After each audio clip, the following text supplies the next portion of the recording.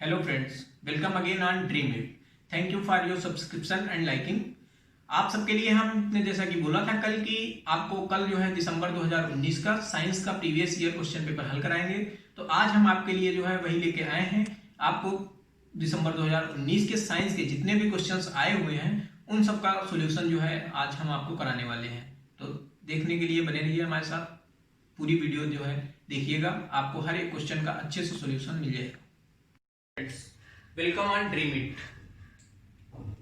आज बात करते हैं जो सबसे ज्यादा हमने अभी तक फोकस किया कि प्रीवियस ईयर पे और साइंस सेक्शन की बात करने वाले हैं। तो देखते हैं कि जो आपका दिसंबर 2019 का जो हो प्रीवियस ईयर जो आपके क्वेश्चन में जो है पेपर में क्वेश्चंस जो आए हुए थे, आज हम उन पे डिस्कस करने वाले हैं। तो सबसे पहले इस पे बात करते हैं जो इस सेट पेपर में जो है पेडागोजिकल क्वेश्चंस जो आए हुए हैं।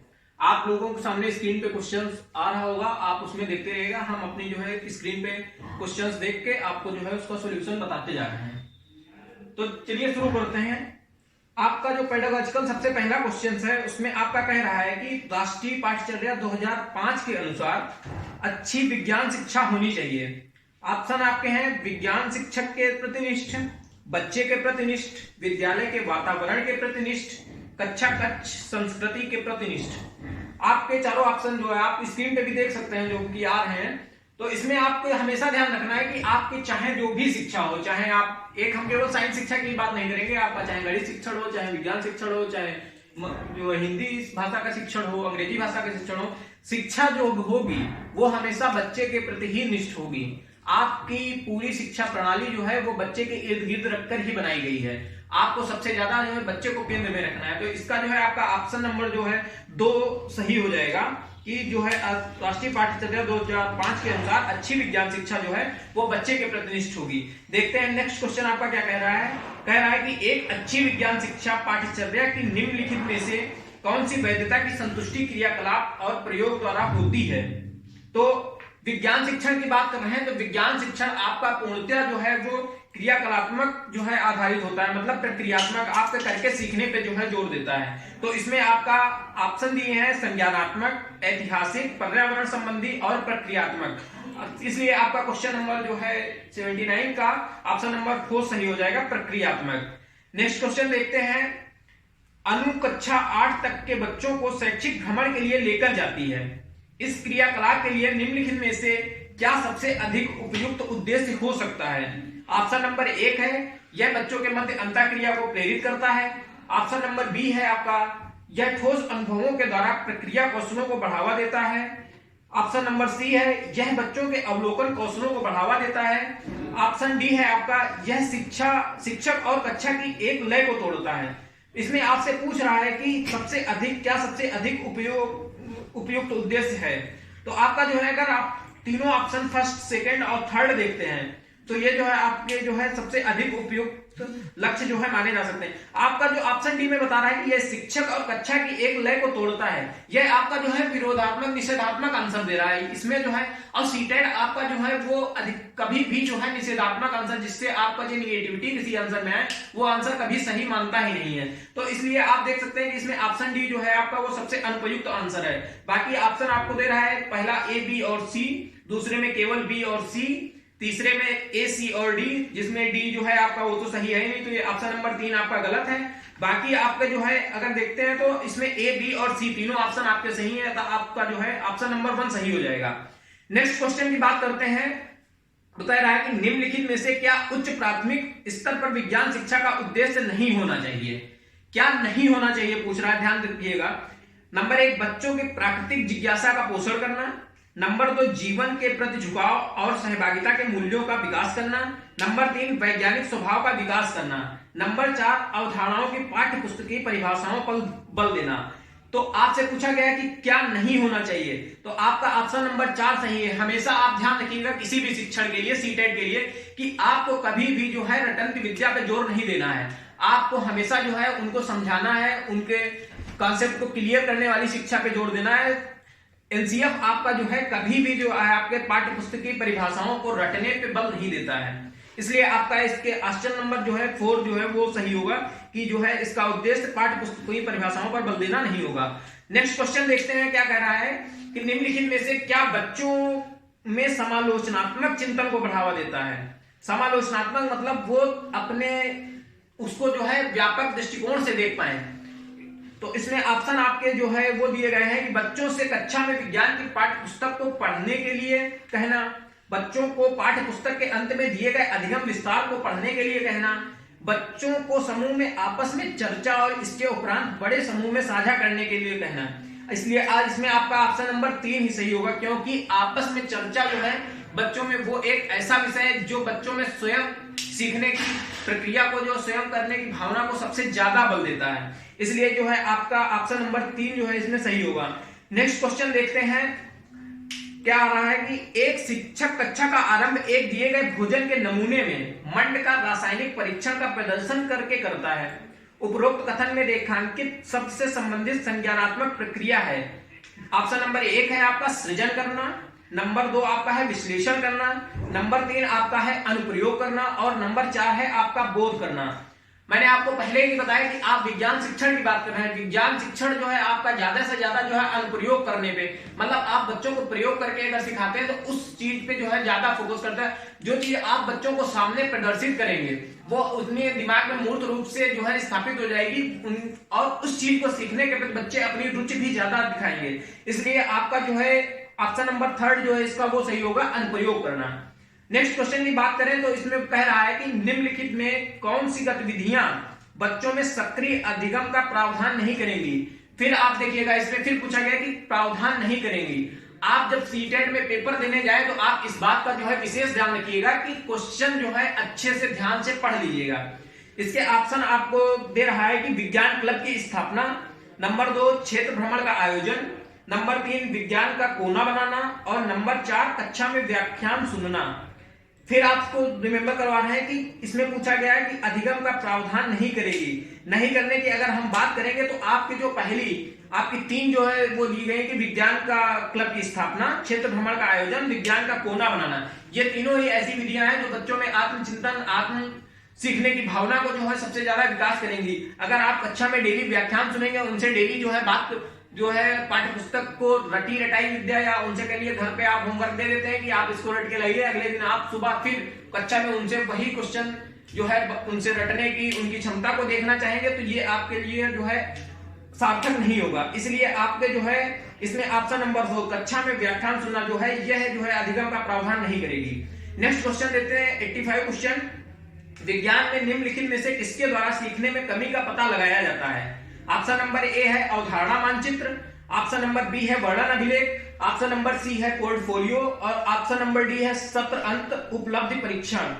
तो किसके द्वारा सीखने में कमी का पता लगाया जाता है, तो इसका ऑप्शन जो है आपका सी सही हो जाएगा।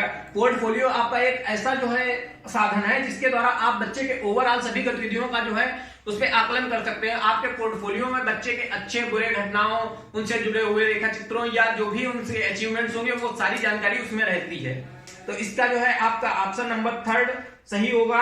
अवधारणा मानचित्र, वर्णन अभिलेख और पोर्टफोलियो तीनों जो है ऑप्शन आपके सही होंगे। इसलिए ऑप्शन नंबर आपका 3 सही, ए, बी और सी। नेक्स्ट क्वेश्चन की बात करते हैं तो कह रहा है कि निम्नलिखित में से कौन सा साधन अवलोकन आधारित है। अवलोकन मतलब जिसको आप देख के जो है आप जो है उसको अवलोकन कर सकते हैं, उनका एवेल्युएशन कर सकते हैं बच्चे का। नंबर 1 मौखिक परीक्षण, ये तो नहीं बिल्कुल नहीं होगा। लिखित परीक्षण, लिखित परीक्षण से आप जो है बच्चे की लिखित क्षमताओं का ही आकलन कर पाएंगे, आप उसके जो है रटाई क्षमता का आकलन कर लेंगे। लेकिन जो है अवलोकन आधारित पूछ रहा है आपसे।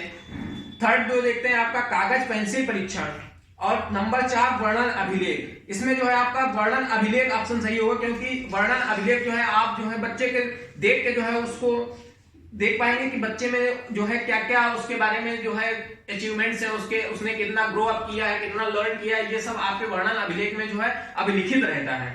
नेक्स्ट क्वेश्चन की बात करते हैं तो इसमें कह रहा है नीचे दिए गए कथनों में से कौन से कथन सही हैं। नंबर 1 पश्मीना शाल बकरी की बालों से बनती है। नंबर 2 अंगोरा एक प्रकार की ऊन है जो खरगोश से प्राप्त होती। नंबर 3 जो है आपकी ऊंट की ऊन जो है वो कारपेट बनाने में उपयोगी होती है। और नंबर 4 जो ऑप्शन आपका है पश्मीना ऊन जो है वो खरगोश से प्राप्त होती है। तो ये आपका जो है ऑप्शन नंबर इसका दूसरा सही हुआ, पहला और दूसरा मतलब ए और बी।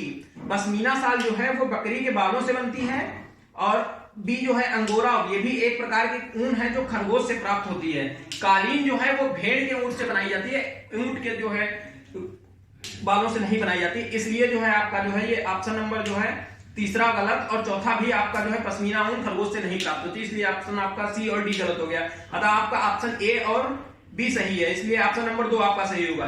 नेक्स्ट क्वेश्चन की बात करते हैं अगर, तो नीचे दिए गए लक्षणों के आधार पर जंतु को पहचानिए। मतलब आपको एक ऐसे जंतु को आइडेंटिफाई करना है जिसमें आपको क्या दे रहा है कि ऑप्शन ए लंबा मेरुदंड होता है, मतलब रीढ़ उसकी लंबी होती है। नंबर 2 बहुत सी मांसपेशियां होती हैं। नंबर 3 आगे को धकेलने के लिए शरीर अनेक वलयों में मुड़ा हुआ होता है। तो ऐसे आपके ऑप्शन दिए हैं सर्प, केचुआ, घोंगा और अंकुश कृमि। अगर आप इस तरह के जो है पशु को पहचानने के लिए जंतु को पहचानने हैं तो आपका जो है इसमें ऑप्शन सर्प सही होगा, क्योंकि सर्प का जो मेरुदंड होता है वो लंबा होता है और उसके अंदर मांसपेशियां भी जो है बहुत ज्यादा मात्रा में पाई जाती हैं, और उसके शरीर पे आप कभी अगर देखे हो ध्यान से तो रिंग टाइप में बनी रहती है, तो उसमें जो है कई सारे वलय आकार जो है आकृति उसकी होती है नीचे से, जिससे वो शरीर जो है जब जमीन पर गति करता है तो उसको आसानी रहती है आगे जाने में। नेक्स्ट क्वेश्चन की बात करते हैं कि नीचे दिया गया कौन सा कथन सही नहीं है। फिर आपसे कह रहे हैं आप ये जरूर ध्यान रखिएगा कि क्वेश्चन पूछ क्या रहा है, इसमें फिर पूछ रहा है कि कौन सा कथन सही नहीं है। नंबर 1 सभी धमनियां ऑक्सीजन समृद्ध रक्त को ले जाती हैं। नंबर 2 सभी धमनियां ऑक्सीजन की हृदय से अन्य भागों में ले जाती हैं। नंबर 3 धमनियों की भित्तियां मोटी होती हैं। नंबर 4 धमनियों की भित्तियां प्रत्यास्थ होती हैं। आपसे पूछ रहा है कि कौन सा ऑप्शन सही नहीं है।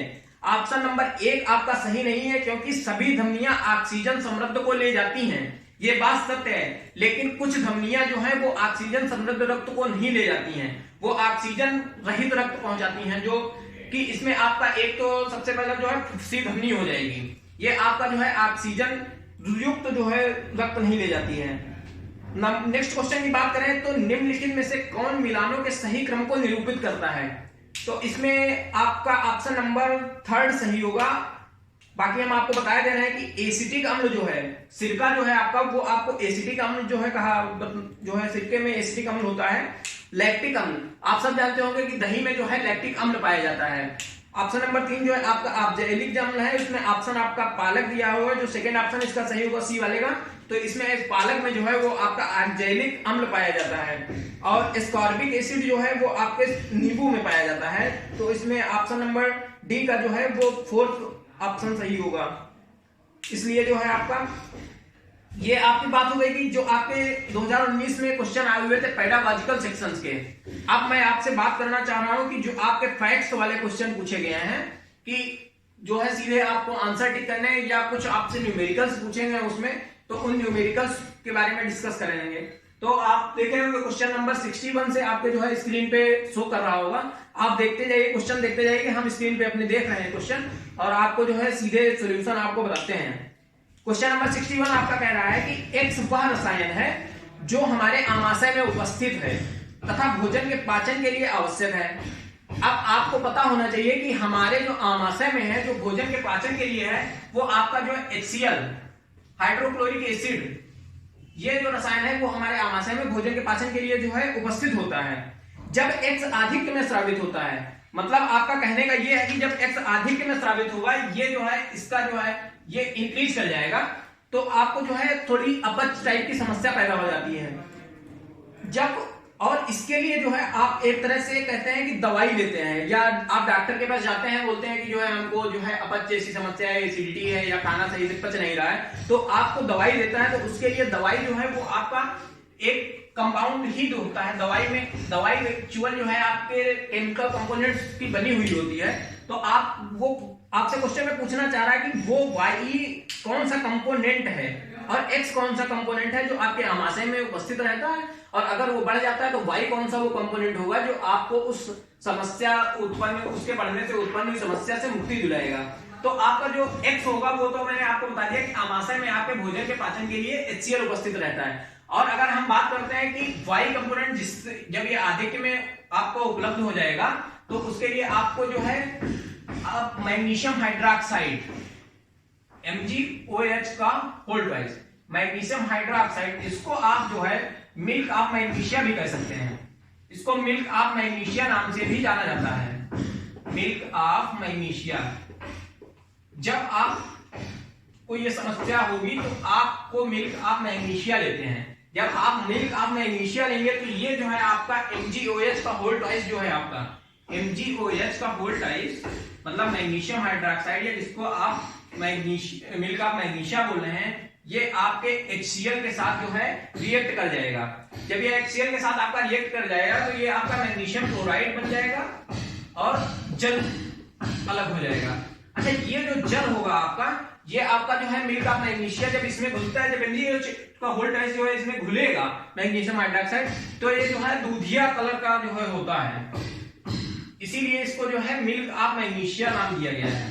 तो X कंपाउंड हो गया वो हो गया HCl, और जो आपका Y कंपाउंड हो गया वो मैग्नीशियम हाइड्रोक्साइड हो गया, जिसे आप मिल्क ऑफ मैग्नीशिया के नाम से जानते हैं। अब आप अपने ऑप्शन में देख लीजिए कि किसमें जो है X जो है HCl और Y जो है कंपाउंड मैग्नीशियम हाइड्रोक्साइड बता रहा है। तो आपका देखते हैं इसमें जो है ऑप्शन नंबर आपका थर्ड सही है। इसमें दो रहा है कि X हाइड्रोक्लोरिक अम्ल तथा Y मिल्क ऑफ मैग्नीशिया है, इसलिए आपका 61 का थर्ड सही हो जाएगा। नेक्स्ट क्वेश्चन की बात करते हैं 62 की। तो 62 में आपका कह रहा है कि निम्नलिखित में से किस प्रक्रिया में बैक्टीरिया जीवाणुओं का उपयोग नहीं होता है। बैक्टीरिया का प्रयोग मतलब नहीं होता है, तो इसमें आपके ऑप्शन ये दही बनने में, डबल रोटी बनने में, गन्ने के रस के किण्वन में, नाइट्रोजन के स्थिरीकरण में। तो अगर आपको हम बताना चाहेंगे कि जो आपके बाकी तीनों ऑप्शन है उसमें जो है चाहे आपका नाइट्रोजन स्थिरीकरण हो या आपका जो है किण्वन हो, ये आपका जो है उसमें जो है आपका बैक्टीरिया का प्रयोग होता है। लेकिन जो आपका डबल रोटी बनाया जाता है, डबल रोटी जो है ब्रेड जो आप खाते हैं, इसमें जो है आपका यीस्ट का प्रयोग होता है। बाकी जो आपके तीन ऑप्शन हैं इसमें जो है आप बैक्टीरिया के द्वारा जो है उनको वो नाइट्रोजन स्थिरीकरण में, दही बनाने में और जो है गन्ने के रस के किण्वन में, मतलब जिससे सिरका बनाया जाता है उसमें बैक्टीरिया का प्रयोग होता है। बैक्टीरिया जो है वो जो है किण्वन की प्रक्रिया करता है, लेकिन आपका जो है डबल रोटी बनाने में यीस्ट जो है मेन जो है कारक जो है उसके लिए मेन फैक्टर जो होता है जो उत्तरदायी होता है। नेक्स्ट क्वेश्चन की बात करते हैं 63 का। तो निम्नलिखित में से कौन सा अन्य सा भिन्न है। तो बहुत इजी सा क्वेश्चन है जो आया हुआ है, इसमें आप सब देख रहे होंगे कि वनोन्मूलन, मरुस्थलीकरण और अपर्दन जो है ये तीनों आपस में संबंधित हैं, और जो संरक्षण है वो इन तीनों के लिए, वन उन्मूलन के लिए, मृदा मरुस्थलीकरण के लिए और मृदा अपर्दन के लिए जो इससे बात की गई, ये सब संरक्षण के अंतर्गत है कि इनको कैसे बचाया जाए, इनको कैसे बढ़ावा दिया जाए। तो इसलिए जो है आपका ऑप्शन नंबर 4 सही होगा, मतलब संरक्षण। नेक्स्ट क्वेश्चन की बात करते हैं 64 में आपका क्या कह रहा है कि निम्नलिखित में से कौन सा कथन सही नहीं है। नंबर 1 पाचन एक रासायनिक परिवर्तन है। नंबर 2 प्रकाश संश्लेषण एक रासायनिक परिवर्तन है। नंबर 3 श्वसन एक रासायनिक परिवर्तन है। नंबर 4 क्रिस्टलीकरण एक रासायनिक परिवर्तन है। आपका क्या कह रहा है इसमें, आपको जो है रासायनिक परिवर्तन कौन सा जो है, कौन सा क्वेश्चन जो है आपका रासायनिक, अरे कह रहा है कि कथन सही नहीं है। अगर हम बात करते हैं कि रासायनिक परिवर्तन आपका क्या है, जो आपके केमिकल चेंजेस होंगे। सबसे पहले तो बात समझ लेते हैं कि केमिकल चेंजेस और फिजिकल चेंजेस में डिफरेंस क्या है। ये आपका हो गया केमिकल चेंज, ये इधर आपका फिजिकल चेंज। इधर आपका क्वेश्चन आ रहा होगा, आपको जो है सही से दिखेगा नहीं, तो हम पहले केमिकल चेंजेस समझा लेते हैं फिर फिजिकल चेंजेस। केमिकल चेंजेस आपके वो चेंजेस होते हैं जिसमें दो कंपाउंड मिलके कोई एक नया कंपाउंड, नया मतलब A+B अगर मिलेंगे तो C। केमिकल चेंजेस में आपका हमेशा एक तीसरा कंपाउंड मिलेगा और आप इस कंपाउंड के बनने के बाद में दोबारा से आप अपना जो आप पहला कंपाउंड पाए थे वो आप कभी वापस नहीं पाएंगे। और जो आपका फिजिकल चेंजेस होते हैं, जो आपके हम भौतिक परिवर्तन की बात करें, भौतिक परिवर्तन में आपका क्या होता है कि जो भी आपका पदार्थ होता है वो आपका उसकी केवल अवस्था बदल जाएगी। मान लीजिए कोई चीज ठोस में है तो वो द्रव में, सॉलिड में है तो वो आपका जो है लिक्विड में चेंज हो जाएगी, या लिक्विड है तो सॉलिड में चेंज हो जाएगी, लेकिन कंपाउंड वही रहेगा। आप वही उसका फिजिकल स्टेट जो है, अगर फिर वही उसको सामान्य ताप और दाब या जो भी अवस्थाएं उसको चाहिए होती है वो फिर में, तो आप पदार्थ को फिर उसी स्थिति में अपना पुनः जो है दोबारा वापस पा सकते हैं। तो इसलिए आपका जो है इसमें ऑप्शन नंबर 4 जो है क्रिस्टलीकरण आपका क्या है, ये ठोस से द्रव से ठोस में बदलने की प्रक्रिया है। ये आपका एक भौतिक परिवर्तन है। अगर इसको आप फिर सामान्य दाब की अवस्थाओं में रखेंगे तो ये आपका जो है फिर जो है द्रव अवस्था में प्राप्त हो जाएगा क्रिस्टल से। और बाकी जो आपके तीनों हैं वो एक रासायनिक परिवर्तन है जिसमें हमेशा जो है कोई ना कोई नया कंपाउंड जो है क्रिएट होता है। जैसे पाचन में आप जो है विभिन्न प्रकार की प्रक्रियाएं होती हैं, जैसे अभी हमने आपको जो है आमाशय में पाचन का उदाहरण दिया था। सबसे पहले आप देखे थे कि मैग्नीशियम हाइड्रोक्साइड जो है हाइड्रोक्लोरिक अम्ल के साथ क्रिया करके जो है मैग्नीशियम क्लोराइड में चेंज हो गया था। और जो है आपका कह रहा है प्रकाश संश्लेषण भी हमेशा जो है कार्बन डाइऑक्साइड जो है अवशोषित करता है, जो है ऑक्सीजन गैस बाहर निकलता है। ये सारे आपके तीनों जो है फर्स्ट वाले तीनों जो है रासायनिक परिवर्तन है, फोर्थ वाला जो है ऑप्शन आपका जो है भौतिक परिवर्तन है, इसलिए आपका फोर्थ ऑप्शन सही होगा। नेक्स्ट क्वेश्चन की बात करते हैं 65 की। 65 आपका क्या कह रहा है कि कणों के साइज के आकार के अनुसार कौन सा आरोही क्रम को निरूपित करता है। ये आप देख लीजिएगा क्वेश्चन, ये कई बार क्वेश्चन पेपर्स में आगे के अभी जो मैं क्वेश्चन पेपर सॉल्व कराऊंगा उसमें ये क्वेश्चन काफी बार रिपीट हुआ है। चाहे तो आप इसको समझ लीजिएगा, इसका जो है वो जो स्टैंडर्ड भारतीय मृदा अधिनियम जो है उसके अंतर्गत जो इसके स्टैंडर्ड साइज जो है डिस्क्राइब किए गए हैं वो मैं आपको प्रोवाइड करा दूंगा, या फिर आप इसको ऐसे डायरेक्टली अगर रट सकते हैं तो आप रट लीजिए। हालांकि एनसीएफ जो है आपका वो रटने की शिक्षा पे जो है जोर नहीं देता है, लेकिन इसका ऑप्शन आपका जो है सेकेंड वाला सही है कि मृतिका सबसे पहला आपका जो है मृतिका है, फिर दार, उसके बाद में रेत, फिर बजरी और उसके बाद में चट्टान। क्वेश्चन नंबर 66 आपका देखते हैं कि मछली, मत्स्य में क्लोम मींस गिल। अच्छा, हम लोगों में मनुष्य में जो होते हैं वो फेफड़े होते हैं जैसे, वैसे ही मछली में जो है गिल्स पाए जाते हैं। इनका कार्य क्या होता है? एक ऑप्शन आपका पहला दे रहा है कि वायु से ऑक्सीजन ग्रहण करना, ऑप्शन नंबर 2 जल में उपस्थित पोषकों को अवशोषित करना, नंबर 3 जो है ऑप्शन जल में उपस्थित विलेय घुलनशील ऑक्सीजन को अवशोषित करना, नंबर 4 जल में अपशिष्टों को उत्सर्जित करना। तो जैसे कि हम लोगों के ऑप्शन जो है आपका काम होता है फेफड़ों का कि ऑक्सीजन जो है ग्रहण करना, उसी तरह मछली में गिल्स का जो कार्य होता है वो जल में उपस्थित विलेय घुलनशील ऑक्सीजन अवशोषित करना। मतलब मछली में जैसे हम लोगों में फेफड़े बता चुके हैं कि जैसे हम लोगों में फेफड़े होते हैं वैसे मछलियों में गिल्स होते हैं, तो वो अपने गिल्स जो है शोषण का कार्य करती हैं, और जो कि वो जल में रहती है तो जल में जो घुलनशील ऑक्सीजन होती है उसको जो है गिल्स के द्वारा जो है जो अवशोषित करती हैं। नेक्स्ट क्वेश्चन देखते हैं कि क्वेश्चन नंबर 67 आपका क्या कह रहा है कि यदि संयोजक तार नहीं है तो विद्युत परिपथ को किस प्रकार पूरा कर सकते हैं आप। निम्नलिखित में से 4 चीजें आपको 4 ऑप्शन दिए हुए हैं कि अगर विद्युत तार आपके पास नहीं है तो आप निम्नलिखित से किसका जो है उपयोग करके जो है आप अपने परिपथ को पूरा कर पाएंगे। ऑप्शन आपका दिया है कागज की पट्टिका, नंबर 2 रबड़ की पेटी, नंबर 3 लकड़ी की छड़ और नंबर 4 ब्लेड। तो बहुत इजी सा क्वेश्चन है, सबको आ रहा होगा। आप देख रहे होंगे कि ऑप्शन नंबर 1, 2, 3 ये तीनों जो है आपके जो है ऑप्शन है ये जो है विद्युत धारा के कुचालक हैं। इनमें आपका कभी जो है विद्युत करंट जो है आपका फ्लो नहीं होगा। जो ऑप्शन नंबर आपका 4 ब्लेड है वो आपका जो है मेटल का बना हुआ होता है, उसमें विद्युत करंट आसानी से फ्लो हो सकती है। इसलिए आप ऑप्शन नंबर 4 आपका सही होगा कि आप जो है अगर आपके पास विद्युत तार नहीं है तो आप ब्लेड का उपयोग करके अपने परिपथ को पूरा कर सकते हैं। नेक्स्ट क्वेश्चन की बात करें कि क्वेश्चन नंबर 68 आपका क्या कह रहा है कि मंजुला समतल दर्पण में अपने प्रतिबिंब का प्रेक्षण कर रही है। मंजुला जो है किसी समतल दर्पण के आगे खड़ी हुई है, वो अपना प्रतिबिंब उसमें देख रही है। तो आगे क्या कह रहा है कि उसकी दर्पण से दूरी 5 मीटर है। मान लीजिए दर्पण यहाँ पे रखा हुआ है और उसकी वहां से दूरी जो है 5 मीटर है। वो दर्पण की ओर 1 मीटर चलती है। दर्पण की ओर मान लीजिए यहाँ पे दर्पण था, वो यहाँ पे खड़ी थी 1 मीटर और आगे जो है बढ़ गई। आगे बढ़ने के बाद अब पूछ रहा है कि अब उसकी और दर्पण में बने प्रतिबिंब की दूरी क्या है। क्वेश्चन आप देख लीजिए, समझ में आ जाएगा कि क्या पूछ रहा है। तो इसमें आपने 4 ऑप्शन दिए हो, तो सबसे पहले देखते हैं कि समतल दर्पण द्वारा बना प्रतिबिंब, समतल दर्पण द्वारा जो है बना प्रतिबिंब आपका जो होगा उसका इसको ऐसे क्वेश्चन को हल करने के लिए जो है आपकी जो है एक मेन ट्रिक जो बता रहे हैं, समतल दर्पण द्वारा बना प्रतिबिंब। इसमें जो है आपका ऐसे क्वेश्चंस आपके जब भी आएंगे तो आप एक चीज ध्यान रखिएगा कि जो ऑब्जेक्ट होगा मतलब जो बिंब होगा आपका, उसकी डिस्टेंस जो होगी, बिंब की दूरी, मतलब आपका जो मिरर होगा उससे जो बिंब की दूरी होगी उसके बराबर जो है प्रतिबिंब की दूरी होगी। उधर नहीं लिखेंगे, उधर आपका क्वेश्चन आ रहा होगा फिर आपको दिखेगा नहीं। इससे जो है बिंब की दूरी बराबर प्रतिबिंब की दूरी।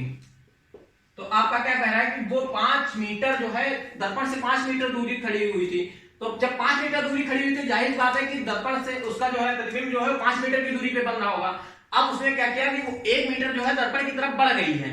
जब एक तरफ दर्पण की तरफ बढ़ गई है तो अब उसकी दूरी कितनी बची, 5 माइनस 1, 1 मीटर बड़ी, पहले 5 मीटर पे खड़ी थी, अब जो है 1 मीटर पे जो है, अब 1 मीटर वो दर्पण की तरफ गई है तो उसका प्रतिबिंब जो है ये कितना आपका 4 मीटर बचा है।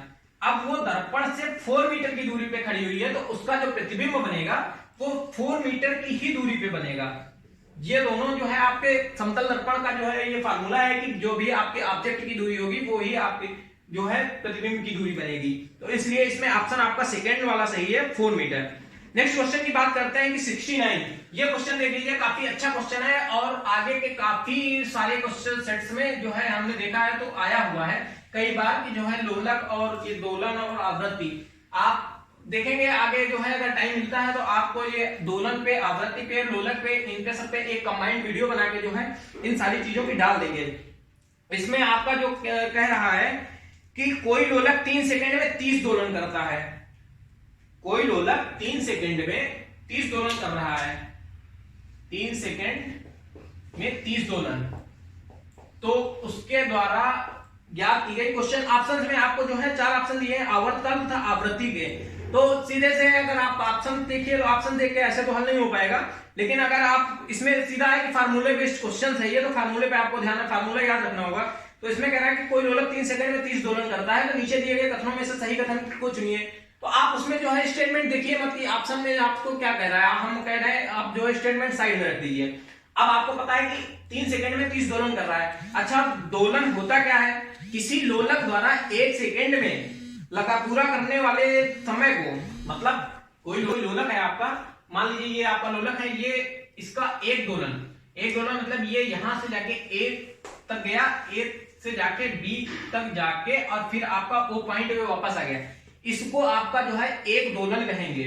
और एक दोलन को पूरा करने में जितना समय लगेगा वो इस लोलक का आवर्तकाल होगा।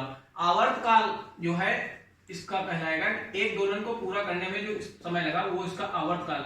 आवर्तकाल मतलब 1/t, ये इसका फार्मूला है, आपको इसी फार्मूले से क्वेश्चन लगाना होगा। आवर्तकाल बराबर 1/t।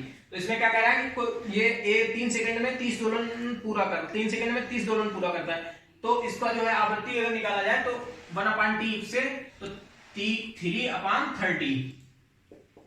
अगर आपका इसको काटिए तो फिर आवर्तकाल जो है आपका 0.1 आ गया। अब आप बात करते हैं फ्रीक्वेंसी की, आवृत्ति की। आवृत्ति का फार्मूला जो होता है आपका वो होता है आवृत्ति बराबर 1/आवर्तकाल। अब इसकी अगर हम फ्रीक्वेंसी की बात करें तो 1/आवर्तकाल से 1/0.1, ये आपका 10 हर्ट्ज आंसर हो जाएगा। अब आप ऑप्शन में देख लीजिए कि किसमें जो है आपका आवर्तकाल 0.1 तथा आवृत्ति जो है 10 हर्ट्ज दिखा रहा है, तो इसमें ऑप्शन नंबर आपका दूसरा सही है। आप नेक्स्ट क्वेश्चन की बात करते हैं, क्वेश्चन नंबर 70। इसमें आपका कह रहा है कि गलत कथन पहचानिए। फिर ध्यान रखिएगा कि पूछ रहा है कि गलत कथन पहचानिए। नंबर 1, बॉल बेयरिंग का उपयोग मशीन के भागों के बीच घर्षण में वृद्धि करने के लिए किया जाता है। एकदम गलत है आपका, ऑप्शन नंबर पहला ही सही है। आगे आप अगर पढ़ना चाहते हैं तो पढ़िए, नहीं तो कोई जरूरत नहीं। ऑप्शन कि बॉल बेयरिंग जो का उपयोग जो होता है वो मशीन के 2 भागों में जो है घर्षण को कम करने के लिए किया जाता है, ना कि वृद्धि करने के लिए। पृथ्वी पर संपर्क में रखे 2 पृष्ठों के बीच घर्षण कभी भी समाप्त नहीं किया जा सकता। ये बात सही है कि अगर कोई भी 2 पृष्ठ पृथ्वी पर है तो उनके बीच घर्षण हमेशा बना ही रहेगा, कम किया जा सकता है लेकिन कभी भी समाप्त नहीं किया जा सकता है। ऑप्शन नंबर आपका 3 कह रहा है लोडनी घर्षण सर्पी घर्षण से कम होता है, ये बात भी सही है। नंबर 4 आपका कह रहा है किसी तरल में गति करते किसी पिंड पर घर्षण बल उसकी आकर्षण, बिल्कुल सही बात है। जितनी बड़ी आकर्षण होगी अगर वो जल में उतने ज्यादा वो करेगी तो घर्षण का बल उतना जो है ज्यादा लगेगा। नेक्स्ट क्वेश्चन देखते हैं, निम्नलिखित में से कौन सा कथन सत्य है। ऑप्शन जो है आपके दे रहा है जिंक सल्फेट विलयन से जिंक को प्रतिस्थापित कर सकता है, जिंक कॉपर सल्फेट विलयन से कॉपर को स्थापित कर सकता है, कॉपर आयरन सल्फेट विलयन से आयरन को स्थापित कर सकता है। ऑप्शन आपके दे रहे हैं केवल ए, केवल बी, ए और बी, बी और सी। इसमें जो है आपका ऑप्शन नंबर केवल दूसरा सही होगा, मतलब केवल बी, क्योंकि आपको हम दिखा देते हैं इसमें जो है रिएक्शन जो है आपकी क्या होगी। जो आपके ऑप्शन नंबर बी वाले केवल वही एक रिएक्शन जो है इसमें वो केवल पॉसिबल होगी, बाकी जो है दूसरी कोई रिएक्शन पॉसिबल नहीं होती। अगर आप जिंक की कॉपर सल्फेट से क्रिया कराएंगे तो ये आपका Zn4 + Cu ये आपका कॉपर स्थापित कर देगा, और यही जो है आपके ऑप्शन नंबर 2 में कह रहा है कि जिंक कॉपर सल्फेट विलयन से कॉपर को विस्थापित कर सकता है। ये आपका सही। बाकी आयरन और आयरन की जिंक सल्फेट से भी क्रिया नहीं हो सकती कभी, और कॉपर सल्फेट विलयन को आयरन विस्थापित नहीं कर पाएगा। ये आपके जो है क्रियाशीलता पर निर्भर करता है कि अधिक क्रियाशील धातु होगी वो अपने से कम क्रियाशील धातु को अपने से विस्थापित कर सकती है। कभी भी कम क्रियाशील धातु जो है वो अपने से अधिक क्रियाशील धातु को अपने से विस्थापित नहीं कर सकती है। इसलिए ऑप्शन नंबर आपका दूसरा सही है। नेक्स्ट देखते हैं क्वेश्चन नंबर 72 पे, निम्नलिखित में से सही कथन पहचानिए। डॉक्टरी थर्मामीटर का उपयोग उबलते द्रवों को ताप मापने के लिए किया जाता है। गलत है आपका। ऑप्शन नंबर 2, कमरे का ताप मापने के थर्मामीटर का परिसर 30 डिग्री सेंटीग्रेड से 100 डिग्री सेंटीग्रेड होता है। नंबर 3, प्रयोगशाला थर्मामीटर का परिसर 35 डिग्री सेल्सियस से 42 डिग्री सेंटीग्रेड तक होता है। नंबर 4, प्रयोगशाला थर्मामीटर का परिसर डॉक्टरी थर्मामीटर से अधिक होता है। बात एकदम सही है आपकी कि प्रयोगशाला थर्मामीटर जो होता है वो आपके डॉक्टरी थर्मामीटर से अधिक जो है होता है। आपका अगर आपको जो है ज्यादा टेम्परेचर मापना है तो हमेशा आपको प्रयोगशाला वाले थर्मामीटर का प्रयोग करना होता है। आप डॉक्टरी थर्मामीटर से आप नॉर्मल जो है द्रवों के ताप या अग्नि का ताप या अन्य जो है ऊष्मा का मान जो है आप डॉक्टरी थर्मामीटर से ज्ञात नहीं कर सकते हैं। नेक्स्ट क्वेश्चन की बात करते हैं 73, गलत कथन पहचानिए। आपको गलत कथन पहचानना है कि निम्नलिखित में से कौन सा गलत कथन है। नंबर 1, केरोसिन का कैलोरी मान जो है कोयले के कैलोरी मान से अधिक होता है। अच्छा, कैलोरी मान की बात करें जो अगर तो है तो किसी ईंधन को जलाने पर हमें जो ऊर्जा प्राप्त होती है जितनी, उसे उस ईंधन का कैलोरी मान कहा जाता है।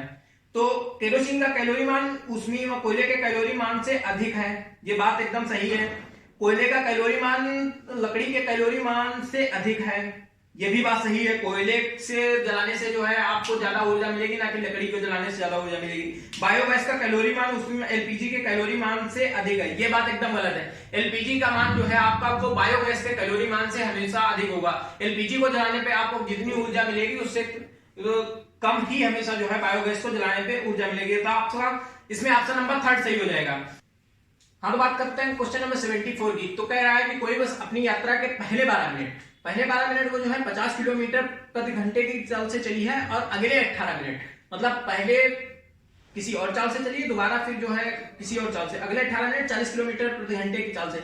इस समय अवधि में बस द्वारा कुल कितनी दूरी तय की गई है। आपसे कुल दूरी पूछ रहा है कि कितनी। अब आप देखते हैं कि पहले 12 मिनट, तो आप ये फार्मूला याद रखिएगा, दूरी बराबर चाल गुणे समय। इससे आप जो है पहले 12 मिनट में जो है दूरी कितनी तय की गई थी वो आप कर लीजिए कि जो है गति इसकी दूरी बराबर, तो डिस्टेंस बराबर चाल कितनी है इसकी पहले 12 मिनट में 50 किलोमीटर पर घंटा, 50 किलोमीटर पर घंटा। अब चूंकि आपका समय जो है वो आपका दिया है मिनट में, तो आपको मिनट में बदलने के लिए इसको 12/60 करना होगा, घंटे में बदलने के लिए। ये आपका हो गया 12, इसको कट करते हैं तो आपका पहला जो है डिस्टेंस आ गई 10 किलोमीटर।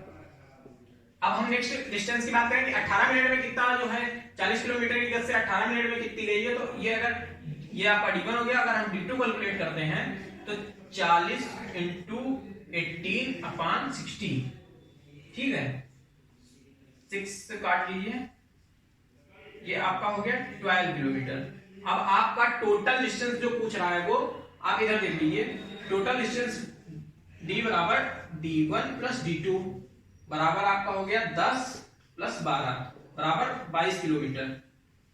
ये आपका टोटल 22 किलोमीटर आंसर आया है। इसमें आप ऑप्शन नंबर देख लीजिए कि आपका कौन सा सही है। ऑप्शन नंबर 2 आपका सही है, 22 किलोमीटर। निम्नलिखित में से गलत कथन पहचानिए। नेक्स्ट क्वेश्चन की बात कर रहे हैं, नेक्स्ट क्वेश्चन नंबर 75 की, कि पृथ्वी की अपनी अक्ष पर गति आवर्ती गति होती है। पृथ्वी की गति सरल रेखीय गति है। सितार के कर्षित तार की गति दोलन गति है। सभी आवर्ती गतियां वर्तुलाकार होती हैं।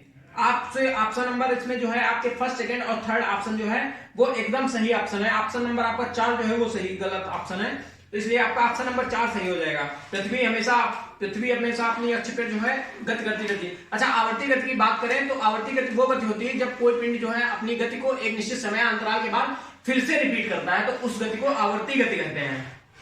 इसलिए जो है, और इसमें ऑप्शन नंबर 4 इसीलिए गलत है कि आपका सभी आवर्ती गतियां जो होती हैं वो वर्तुलाकार गतियां होती हैं, लेकिन सभी जो है वर्तुलाकार गतियां जो होती हैं वो आवर्ती गतियां नहीं होती हैं।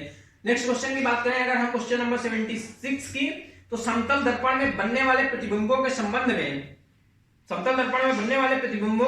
में नीचे दिए गए कौन से कथन असत्य हैं। नंबर 1 आपका प्रतिबिंब सीधा बनता है। नंबर एकदम सही बात है। समतल दर्पण से जो भी प्रतिबिंब बनेगा हमेशा सीधा बनेगा। नंबर 2, प्रतिबिंब वास्तविक होता है, ये आपका कथन गलत है। समतल दर्पण से प्रतिबिंब जो बनेगा वो हमेशा आभासी बनेगा। नंबर 3, आपका प्रतिबिंब पार्श्व परावर्जित होता है, ये भी सही है।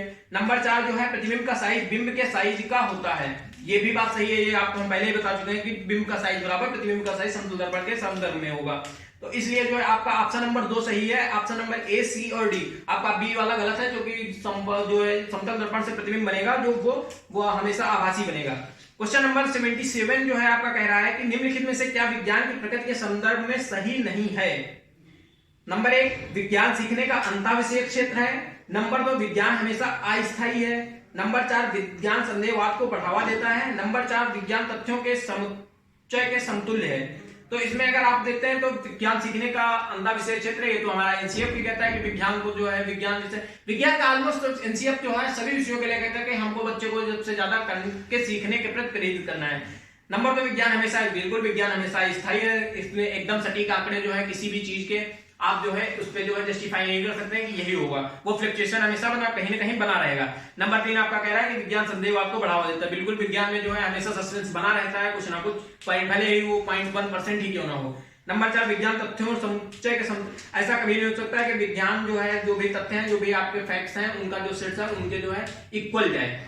तो अगले कल जो आपको दिसंबर 2019 का सेट पेपर आज हमने आपको पूरा करवा दिया है, कल आपको जो है जुलाई 2019 का सेट पेपर के साथ मिलेंगे।